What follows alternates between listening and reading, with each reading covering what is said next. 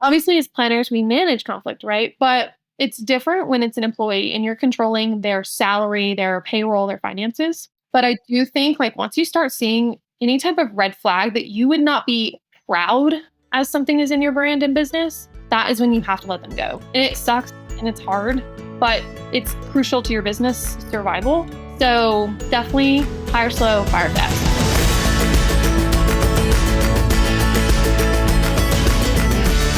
Hey there, and welcome to the Event Crushed podcast.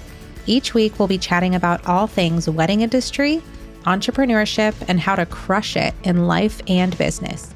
I'm so glad you're here. Now, let's dive into this week's episode.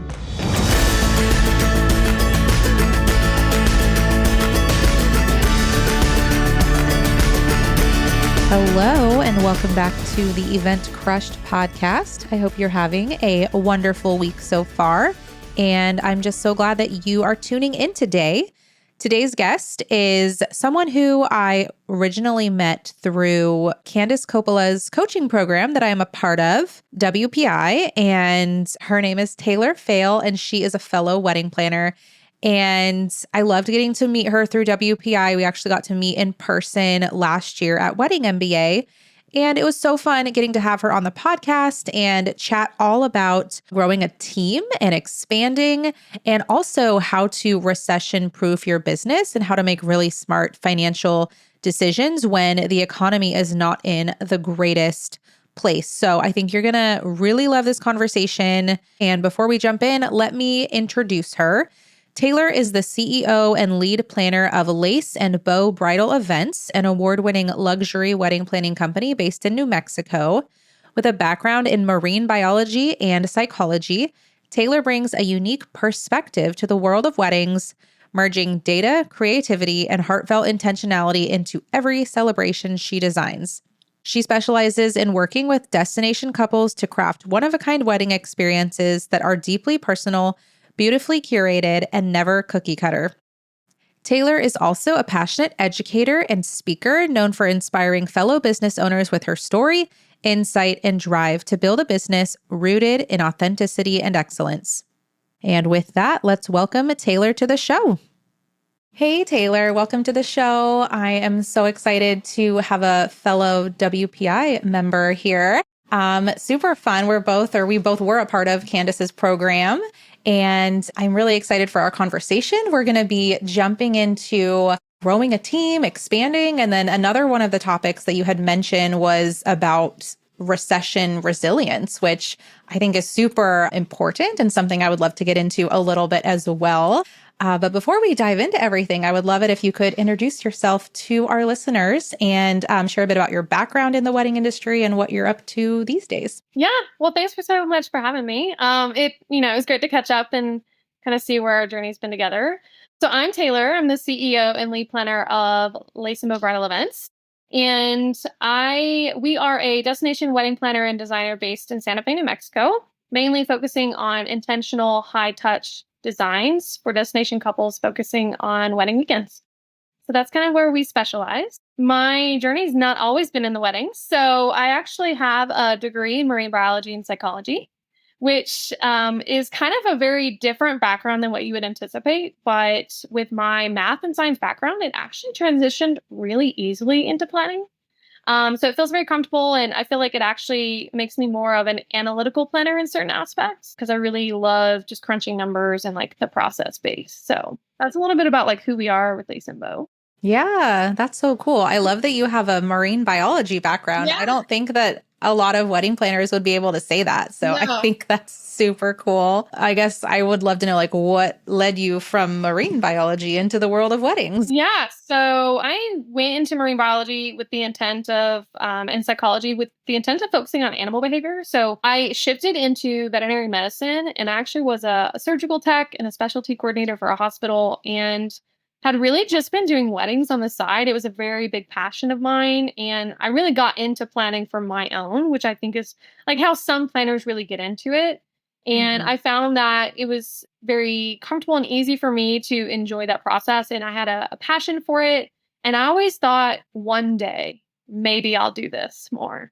And it wasn't until COVID actually that I got burnt out on my career in vet medicine and felt that I really, life is so short and I wanted to really take my time more intentionally and thought I'm just going to leave my job. So I just cold turkey left my job during COVID and went full time in business and have grown ever since. It's been nonstop.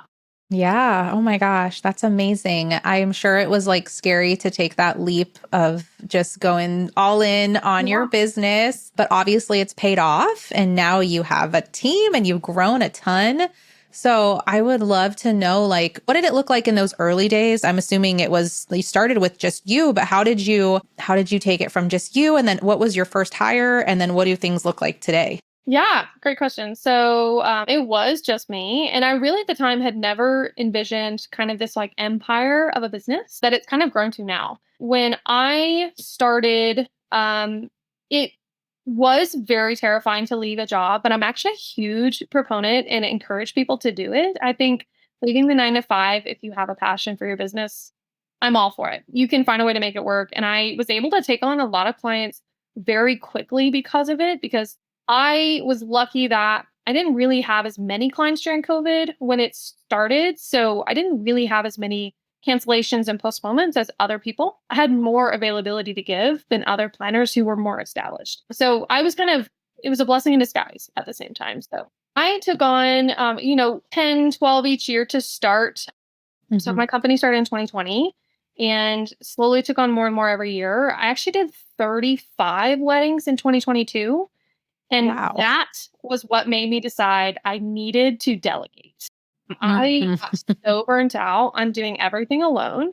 I had 2 day of assistants at the time that helped, and came to every wedding. And I had this one day of assistant who she was with me for probably 28 to 30 of those weddings that year. And she actually was my first promotion in the company because she was very dedicated. I felt that she had a huge passion for the business and clients just as much as I did. And so it took me a little while, and it is a matter of just identifying specific characteristics in staff to see if they're going above and beyond without having me asked, if they show passion without you having to initiate passion. And there was just Mhm. things that started to show in characteristics and personalities that really told me this is going to be a great person who is investing in my company without me having to ask them to invest. So it took a little bit of time, but I promoted my first associate in 2022 at the end of 2022 and also grew because we were going to take on more weddings. I brought on more day of assistants at the end of 2022 as well. So in 2023, there was me and one associate. And by the end of 2023, I actually promoted a third planner onto the team because I wanted to step back and I wanted to focus more on full planning and design aspects rather than taking the month of coordination service and full planning. And so I wanted to be able to limit what I was taking and really take on my huge passion clientele. So I promoted a third person. And that's where we are. That's kind of where we are now. There's 3 of us who do planning and coordination, and we have 5 day of assistants. So we are a team of 8 now. Wow, that's incredible. I love hearing like where you started and where you Yeah. are now. And it's awesome that you had that day of assistant initially, that you were able to hire from within. Because I know from personal experience that bringing in another coordinator or planner from the outside who hasn't worked with your company can be really difficult. So I think it's so great that you were able to kind of start by promoting within. Yeah. That's definitely the best way to go about it. I think in I actually every time I was looking for staff and promoting on social media or word of mouth or Facebook pages, and a lot of people were very intimidated to apply, I think, because they always wonder like, well, I don't have the experience. I actually prefer that. I prefer them not to have wedding experience because I feel like it's a lot easier to train good habits into them versus having Mm. to retrain bad habits. So if they don't have a certification or a degree in hospitality, no wedding experience, I really don't care.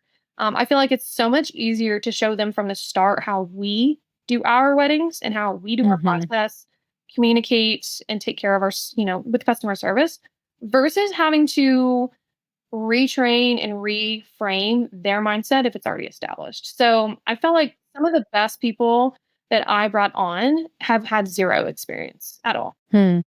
Yeah, that's really interesting. That's cool. I mean, I agree with you that it's way easier to train someone Yeah.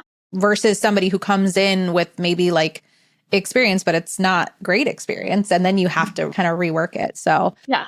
And they're not all good hires. I've had some like turnover in my business over the past couple years, and I feel like that's really common. Like you have someone who assists for a year or two and they decide they want their weekends back. They want to go start doing other things. And so I normally have one staff turnover, really common for day of assistants, but for the most mhm, part, it's just a matter of trial and error to find really those key personality characteristics that you would want to embody in staff that like maybe you would want in yourself. I want them to be a mhm, better reflection of my business than maybe I am. I want them to mm. inspire people more than maybe I do, because I want them to really take on the legacy farther than I can. Yeah. Wow. That's a great way to look at it. I love that. You mentioned earlier that first day of assistant and how she just like did things without having to be asked and just had like that initiative. And I have found that that is like one of the biggest things is just that initiative and Yeah. not having to come find me and okay, what should I do now? It's like, no, they just find things to do and they do it. And they just, I don't know. That's such an important quality. Yeah, I think some people forget that, especially as planners. Like our day of assistants, they're not just like an assistant for the wedding. They are essentially what I call them when I tell clients, they're support staff. They are supporting myself, they are supporting our vendors, they are supporting the couple, and they're supporting guests. Mhm. So I want them to be very strong support staff, and I want them to just be overall good in customer service in different ways. And it doesn't necessarily have to be like the most detail oriented, organized person up front with planning because those are things that I can train. Yeah, I love the idea of calling them support staff. Yeah. That makes complete sense. I love Yeah. that.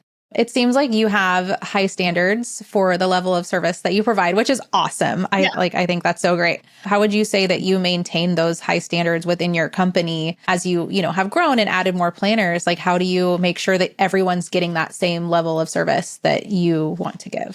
Yeah, that's a great question. I feel like by doing check ins, whether with vendors or my staff themselves, ultimately what I care more about is just everyone having a good experience for their guests, our clients, vendors themselves. I want my staff to also have good experience with other staff. I always want to make sure that everybody is very comfortable, they feel very supported. If they are struggling with something, I have an open door policy. I tell staff, by all means, if you need anything, time off, more work, like whatever it is, if you communicate with me, then I can do better to help you. So I'm very open, I'm very transparent with communication and I feel like I set high expectations because I know that they can do it and I know that they can reach that bar.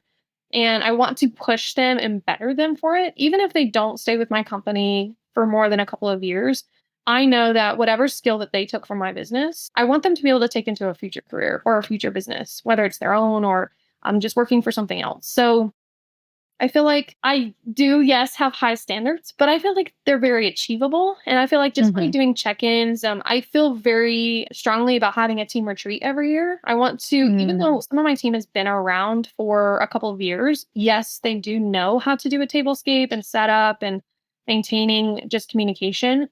Everybody needs to better themselves. There's even myself, like I can always work better on things and I want to constantly check in. And it's not even my way that's the best way. Sometimes my team may have a better approach to things and I want to ask their opinion. What's working best for them? What can I do? What do they think? What type of suggestions do they have? So I do retreats at least once, twice a year. I like to do check ins, just things like that. Communication is really big for our team. Yeah, communication is so, so, so important. It I'd cannot rather be over stressed enough. communicate than under communicate. Yes, for sure. Yes. And it sounds like you just sound like a really great leader and that you manage your team really well and you take really good care of everybody. And I think that's amazing. Not every business owner is also a great leader or a great manager. And so I think it's kind of something that like people have to figure out as they're going. Because a lot of people do try to expand because they like the idea of, well, yeah, I don't want to be the one doing the wedding or event every single weekend. So I'd love to bring in associates. And I think sometimes it's kind of a rude awakening for them because they think it's just going to be like the simple thing of adding in more people, but they don't have the leadership skills or the management experience to like run a team. And it's just a whole thing. So it seems like you're doing it very well. Yeah, well, I feel like, I think this is where like my science background comes in handy a lot. I'm very process oriented. And so I think Mm-hmm. SOPs and workflows, I'm constantly updating and making adjustments to that because obviously our clientele changes and our staff changes over time. And we're working with different generations now. And I think by constantly wanting to be better, I'm learning new things. And I've had bad managers and bad employers in my life of just having jobs before my business. And I always wanted to make sure I did not give my staff the experience that I received when I was working for someone else. Yeah, that's huge. Yeah, I think we've all had a Yeah. bad experience Yeah. in that regard. And so yeah, learning from that and being like, well, I don't want to pass that on to somebody else. Exactly. Yeah, no, that's great. I love that you mentioned SOPs too, because I've done 3 different interviews today on 3 totally different topics. Like none of these topics are related, but every single person has brought up SOPs today. And I'm like, okay, SOP. I mean, they're so important. It's the backbone of your business. It ultimately Yeah. is what keeps, like, it's your skeleton. It keeps your business going. Anybody could come plug and play into my business if my SOPs are good. And I Hmm. want it to be that way because then that's how CEOs really set their business up to exit their business, to sell Hmm. their business. Not that everybody goes in with the intent to exit or sell, but I think it makes your business more profitable and more sustainable to have Hmm. that backbone. And my science background, it feels very ingrained in me to have it. Yeah, absolutely. Yeah, I completely agree with you. And I think just your back to your like math and science background, but I think a lot of wedding pros are not that way. Like they're just that creative mind. Yeah. And so like they don't really thrive in like the putting together SOPs and like a lot of the back end stuff can be a really big struggle. Like for me, I didn't implement SOPs until like years into my business. I implemented SOPs when I expanded into rentals because I realized really quickly that I needed SOPs for that part of the business.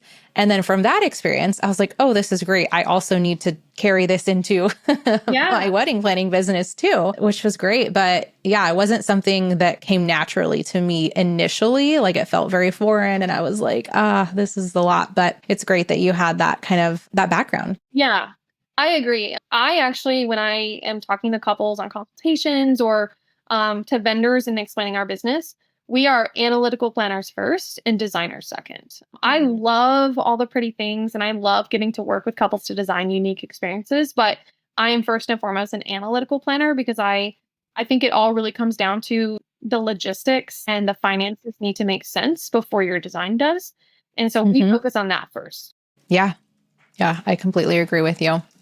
All right, let's see. So, okay, I want to kind of jump over to what we had mentioned at the beginning of like the recession resilience. So, with expanding and growing, how did you like, were there any financial concerns when you decided to go in that direction? And how can someone, I guess, kind of balance like, obviously, you gotta spend money to make money. So like growing a team and like it costs money, but also potentially you're gonna be able to book more weddings because you can be in more than one place at a time. And so how do you kind of balance that and decide like what makes sense and what doesn't make sense? Yeah, absolutely. It's very key to what you just said, actually. I think people need to understand no matter if it's a team or marketing or just anything in business, even personal, I feel like you do have to spend money to make money. The way that our economy is now, there's just no way to get around that. So I will say, obviously, like it does feel like we're in a recession now. Luckily, with COVID, because I was taking on more, I didn't feel as much like financial strain at that time. And over the years, my prices have slowly increased and it's, we take on higher end clients and things. However, this year we did experience a little bit of that recession financially and I did have to prepare for it because my first associate that I promoted in 2023, she is a salary full-time employee actually. So I promoted her salary at the end of last year. So she started January on the books, permanent salary, which obviously with a recession is something you have to constantly think about. So there were things financially that I just had to consider first and foremost before other financial aspects of not just her payroll, but also like payroll taxes and making sure that those were taken care of. I never wanted any of my staff, she trusted to work for my business full time. She left her other job because she wanted to do this as a career. And I take that trust very seriously. And I never want my staff to feel the financial pressure that maybe I, as the CEO, do, Mm. because they should not feel that. I will not sugarcoat things if someone was to ask why, like maybe hours are shorter, but by no means do I think it's important that your staff be aware of financial stress because then that's going to cause them to stress to look for other jobs. Right. So Mhm. I do think financial planning is very important in this aspect. And I think understanding your workload and the management of that workload is important because I was able to essentially cut back a little bit on staffing hours or being very strategic and not overstaffing an event, just to be more weary of where the finances were going in payroll taxes, GRT taxes, all the things, right? So expanding a team does allow you to take on more weddings. But obviously, with that comes more responsibility of staffing, of payroll taxes, of GRT taxes and everything, that you need to do, softwares and all of that. So I think it is a matter of understanding your numbers. I think you really, really, really need to understand your sales. I think you need to understand where your money flows better. Quite frankly, Q2 is my slowest quarter. Not afraid to admit it. I think it's very crucial to knowing that for my business because then I can Mhm. better prepare for quarter two by really stocking up finances in Q4 and Q1 for the following. So I think understanding where your sales come from, where your expenses are, streamlining things with SOPs and your softwares. Most of the time, softwares that we use can do a lot more than maybe what we're using them for. And by streamlining those things and utilizing really the crucial aspects first and trying to simplify how much we're spending makes it much easier for you to hold on to money in a recession, right? So I think exploring what you're already paying for in subscriptions and softwares will make it better for you to stockpile money a little bit. And then obviously, once we are starting to feel less of this recession, we're getting back to a boom, then by all means, go splurge in whatever way you want. But I do think this is where knowing your numbers, understanding where you can cut back and streamline things makes it much easier. I also think that as a CEO, I will do whatever it takes to keep my business sustainable. So if that means I need to take on a couple of extra weddings that maybe I didn't want to, because I will take less pay in order to make sure my staff is paid, I'm more than willing to do that. So I think as a CEO, we need to be aware of like where we can sacrifice or make cuts or really make adjustments to where we are the workload that we manage and like what we're getting paid. Because at the end of the day, like a recession, you just have to be resilient enough to stick it out. Our economy constantly fluctuates, and there are things that we can do to stick out through a recession. So I think really utilizing that time to pump up marketing, to pump up your networking. Mm.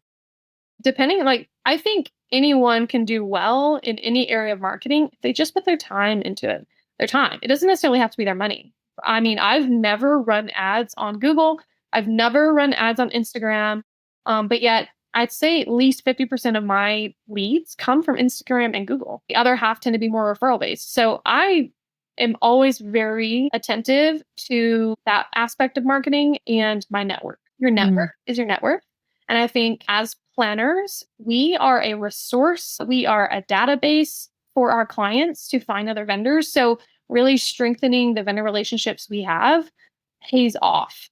It's more of a marathon than a sprint. And I think sometimes we go for the easy win, not the long win. Yeah. Oh my gosh. You just packed like so much, so much good stuff into that question. Yeah. I'm very passionate about like recession resilient businesses. I think it's really important. Like, being a business owner is hard, you know? It's so hard. Yeah. And I mean, it doesn't even have to be a recession. Like there's No. so many things that can happen. Like obviously COVID was a huge example and just like the market that we've been in for a while now and a different, buyer with Gen Z. Like there's just so many changes that have happened in the wedding industry over the last several years. And it's really affected people's businesses. And so planning and preparing and ways to manage it all financially so that we can continue our businesses and not have to like close up shop like a lot of people have had to do Yeah, over the last several years. absolutely. Now, this is one thing that may contradict what I just said, but I do think investing in yourself and your business is also still important in a recession. Mm. Whether it's a coach or a coaching program, a course, a mentor, I think even though it is going to cost you money, in the end, it is going to help you make fewer mistakes in a shorter period. There are people who have done it before us who have learned what not to do. They've learned what to do, but they've also, most importantly, learned what not to do. And I want to know what mistakes not to make so that I can try to do this faster than what they did it. And I want people to come behind me to learn from me so they can do it faster than I did it. So Mhm. that's kind of how I also see, like, even though like we are economically in a different period, I think it's still important to invest in yourself in whatever way that looks. Yeah, you're 100% right. I mean, we can avoid so many mistakes and years of failure Yeah. by looking to people who did it before us and have figured it out. Because yeah, when I started in 2012, like there was not much education for wedding planners at all.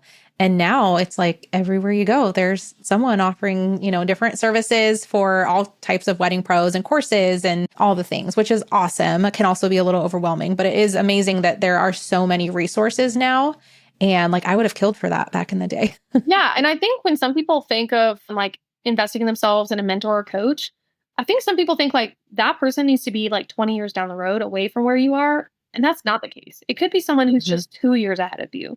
If they Mhm. have already gone through that, they at least have the advice and experience to help you in what they went through a couple years ago. So it doesn't necessarily have to be someone who's like retired and just coaching and mentoring now. It could be someone who's a peer in your community or in your industry. Yeah, absolutely. Completely agree. Okay. I'm curious if you can think of any myths about team building that someone might have or believed that maybe has made them not want to build a team, or I don't know, anything that you've seen or heard that just isn't true about team building. Not really comes to mind, but what I will say, something I do think is kind of misconstrued or misunderstood is that by having a team, you are letting go control, right? But I think people think it's in a bad way. If you have trained your team and you trust your process and your training and your knowledge and experience, then you're doing a disservice to your community, your vendors, and your clients to not promote them and give them the ability to do more. Because some of my team members, they do things better than I do. Sometimes they handle things differently than I do and in all the best ways. So I think some people misconstrued that like as by extending and expanding that it could diminish your brand. But I actually think it can be so much more for your brand if you trust how you have trained and brought that team up. So you really just have to trust yourself. Yeah. Yeah, that's super well said. That's a great way to think about it. I know it's hard to give up control. Like I waited 10 years into business before I even got to the point of hiring another coordinator and letting that person go out on their own and do weddings. And I mean, it's been a huge growing and learning experience for me now that we're a few years down the road from that. But it's hard to just like get to that point where you can trust somebody with your business, like that like has spent 10 years building this business and my reputation is pretty solid. And Yeah, you don't want someone to come in and like have any kind of absolutely. negative effect on that. I think those are all valid. I think it is Yeah. very valid to feel like the stress and pressure of, well, I built this brand. It's my reputation, my blood, sweat, and tears and money that I built this. I think those are very valid feelings. In fact, I have felt those and I still feel them occasionally. But I think it's just like such a disservice to the community, especially if you're in an area that there's still the need for growth for planners because, there hasn't always been a huge demand for planners. We've just over Mhm. time slowly become more of a demand. And I actually think COVID helped us in that way because people, couples were able, it was easier to educate couples as to why a planner was beneficial during COVID because Mm. the world was so stressful but we could manage things for them, right? So I think Mhm. that was one thing that came out of COVID that I actually think was good for our industry was that I think we're better utilized and and there is room for growth. Even in markets that are saturated, I think there's always room, right? Mhm. There's so many couples that do not use a planner or coordinator. There's so much room. And I think it's a disservice to the community by not growing if you have the intent to and you have the team members who can take your brand forward. Mhm. For sure. Now that I'm in, where I'm in now, I like have no desire to go back, but it did take a while to get there. I will never take on 35 weddings again. Never. Yeah, no kidding. I still can't believe that you did that. That is bonkers. Whenever I hear about, I mean, because like photographers and DJ, they do like they'll say that many, and I'm just like, oh man, I'm just so tired thinking about that. Mhm. Yeah. Well, we're getting close to wrapping up, but I am just curious. You've shared like so much great advice and insight with us, but is there anything else that you would share for anyone out there who's like looking to build a team, to grow a team, to expand, or anyone who's just like a little stressed out about the financial situation and like, I don't know, any other like final advice that you would share? I think by understanding what your long-term goal is for your business, you can ultimately decide if whether expanding is right for you. There are planners in my community who have no desire to expand. They want to stay a boutique size company. And I think that's great because I think that we all can serve our clients very differently, whether we are a big company or a small company. And I think for those who are considering the idea of expanding, the worst that can happen is that it doesn't work out and you just go back to being just you. I think you have to really think about like what is the worst thing that can happen? They don't work out, you have to let them go, and then you just go back to being on your own. I mean, I think that's ultimately the worst that can happen. And I've had some difficult employees. I've had some employees that have no-showed. I've had employees that didn't communicate, who just had a bad attitude. Like we all go through that. And I think you have to just be very attentive to the signs when anything may be coming up that maybe is not beneficial for your business. They always say that you should fire fast, hire slow. So I think take your time to grow your company. I do not think it is something you should rush into. I was not really prepared to grow as quickly as I did. It was something that um, I had to learn as I went because it's just not something as discussed in the industry. And I think um, you'll learn what's good for you. So my advice and the way I do things may not work for everybody, right? And I think you have to learn what's best for your community, what's best for your brand. Any financial planning that you can do in advance. I always think, as planners, for some of us, there's a lot more profit margin than others, depending on where we spend our money and other aspects that we have, like rentals and things like that, right? So I think it's important to try to plan ahead. If you think like, oh, I'm taking 20 to 30 this year and I already feel tired, then you need to evaluate if you're going to get burnt out, what does that look like for you? That either means you cut back or you expand. Those are the main two things that you can do. And if you cut back, you raise your prices so that you're still making the similar numbers, right? Or you expand so that you can take fewer, but your company still can take more. So I think you have to really come to terms with what do you personally feel is best for your company. I don't think anybody really can give you a better decision than what your gut tells you. I'm sure you could agree, like you have some intuition for your own business, and I think you have to follow that. And obviously, not every decision we make in business is the right decision, but it will help you make better decisions along the way. So just kind of considering like your workload. If it feels comfortable now and you have no desire to grow, then just don't grow. Stay where you are. Like I think business should not be hard. It shouldn't always be hard. Mhm. Whatever we can do to make it easier, whether it means raising prices, cutting back, expanding, that looks very different. So I am already starting to plan finances for 2026. I do think it's important to like look at finances in advance, making budgets in advance. During our off season, which is what I call our office season, that's when I start to reevaluate maybe softwares that I'm using now added a new feature and I can simplify. Or, really utilizing the time that you have outside of weddings and your workload to clean up your business. I think it needs to constantly evolve for you to get the best out of business that you want, whether it means growing or not. Yeah. Again, So much, so much great stuff.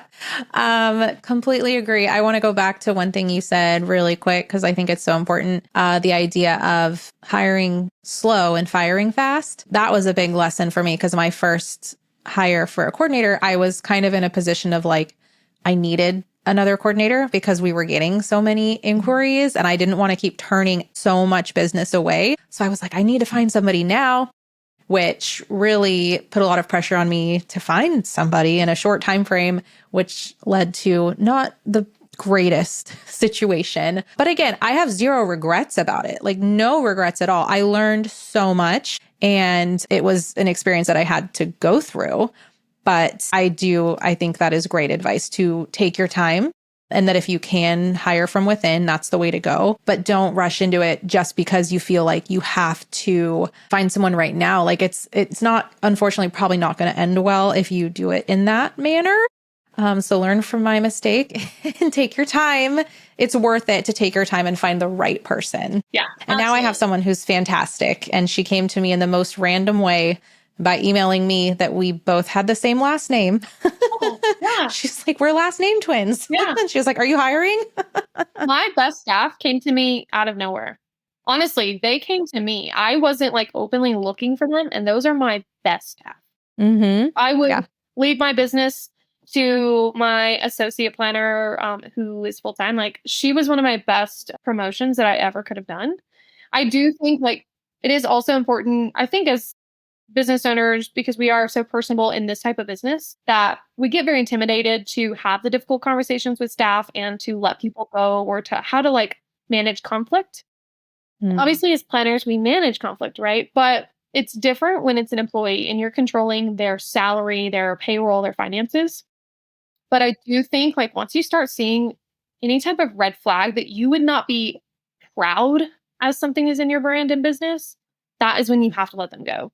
And it sucks Mhm. and it's hard, but it's crucial to your business survival.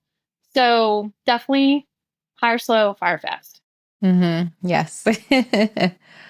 So what is next for Lace and Bow? What's coming up in the future? Are there any like goals or dreams? Yeah, so we have some really, really big news coming up.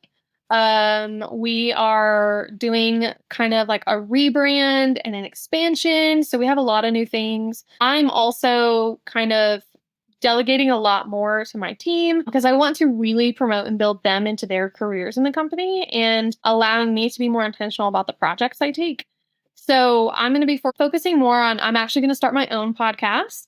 Ooh. So that's kind of like an upcoming project as well. I'm very passionate about education and inspiring the community, whether it's business owners in general, wedding industry specific. I think there's just so much room for growth in business. And I think there's so much knowledge that can be shared that people just don't share enough.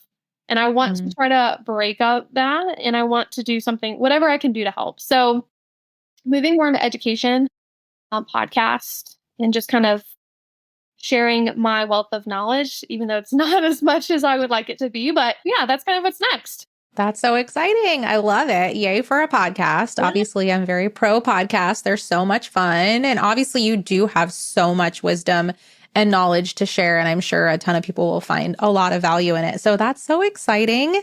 Whenever you do launch the podcast, you'll have to let me know. Yeah, absolutely. And maybe you can come back on and talk about it. And I'd love to come on yours too. Yeah. And in the meantime, where can my listeners find you and connect with you online and learn more about you? So our website is laceandbowbridal.com. And our Instagram, which is like biggest place to find us, is Lace and Bow Bridal in M. Amazing. Okay. Well, I'll be sure to link both of those in the show notes so people can find you and connect with you. But thank you so much, Taylor. This was awesome. I really enjoyed getting to chat with you more. And again, hopefully we'll get to connect soon on your podcast. Yeah. Thanks for having me.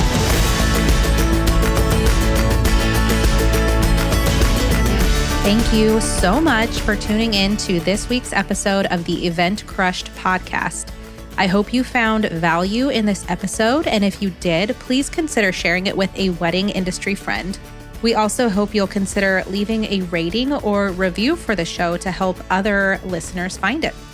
This podcast is edited and produced by Ace Sound Design. If you're looking to elevate your audio experience, their info can be found in the show description.